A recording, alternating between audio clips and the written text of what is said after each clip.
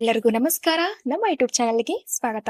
ಇವತ್ತು ನಾನು ಕುಸ್ಬಿ ಸೊಪ್ಪಿನ ಪಲ್ಯ ಹೇಗ್ ಮಾಡೋದು ಅಂತ ತಿಳಿಸ್ಕೊಡತ್ತೀನಿ. ಕೇವಲ 5 ನಿಮಿಷದೊಳಗ ಫಟಾಫಟ್ ಅಂತ ಮಾಡ್ಬೋದು. ರೊಟ್ಟಿ, ಚಪಾತಿ, ಅನ್ನದ ಜೊತೆನೂ ತಿನ್ಬೋದು.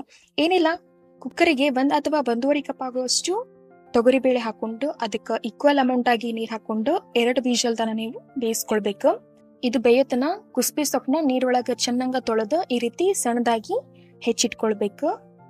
ಈಗ ಮಿಕ್ಸಿ ಜಾರ್ಗೆ ಕಟ್ ಮಾಡಿರೋ ಕೊಬ್ಬರಿ, ಕರಿಬೇವು, ಒಂದ್ ಸ್ವಲ್ಪ ಜೀರಿಗೆ, 6 ರಿಂದ 7 ಹಸಿಮೆಣಸಿನಕಾಯಿ, ಅಲ್ಲ ಮತ್ತು ಬೆಳ್ಳುಳ್ಳಿ ಹಾಕೊಂಡು ಮಿಕ್ಸರ್ ಮಾಡಿಟ್ಕೊಳ್ಬೇಕು.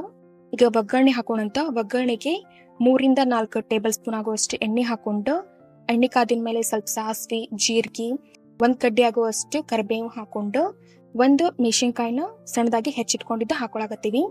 1 ಉಳ್ಳಾಗಡ್ಡಿನ ಮೀಡಿಯಂ ಸೈಜ್ ಒಳಗೆ ಕಟ್ ಮಾಡ್ಕೊಂಡಿದ್ದು ಹಾಕೊಂಡು ಎಣ್ಣೆ ಒಳಗೆ ಚೆನ್ನಾಗ ಬೇಯಿಸ್ಕೊಳ್ಳೋಣ. ಈಗೇನ್ ಮಿಕ್ಸರ್ ಮಾಡಿಟ್ಕೊಂಡಿತ್ತಲ್ಲ ಪೇಸ್ಟ್ ನ ಇದಕ್ಕ ಹಾಕೊಳ್ಬೇಕು.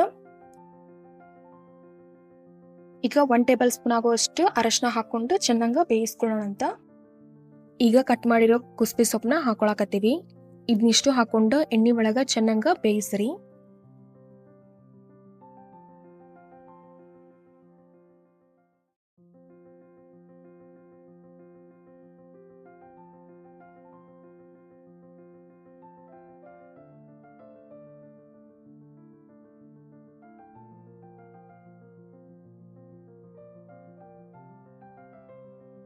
ಈಗ ಬೇಯಿಸಿರೋ ತೊಗರಿ ಬೇಳೆನ ಇದಕ್ಕ ಆಡ್ ಮಾಡ್ಕೊಳತ್ತೀವಿ.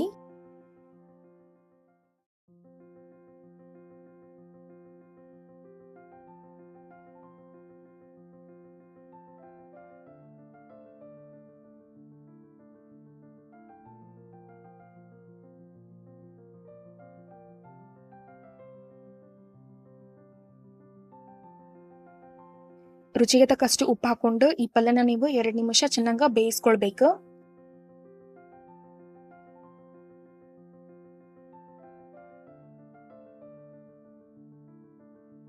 ಸೊ ನೋಡಿದ್ರಲ್ಲ ಕುಸ್ಬಿ ಸೊಪ್ಪಿನಿಂದ ಪಲ್ಯ ಹೇಗ್ ಮಾಡೋದು ಅಂತ.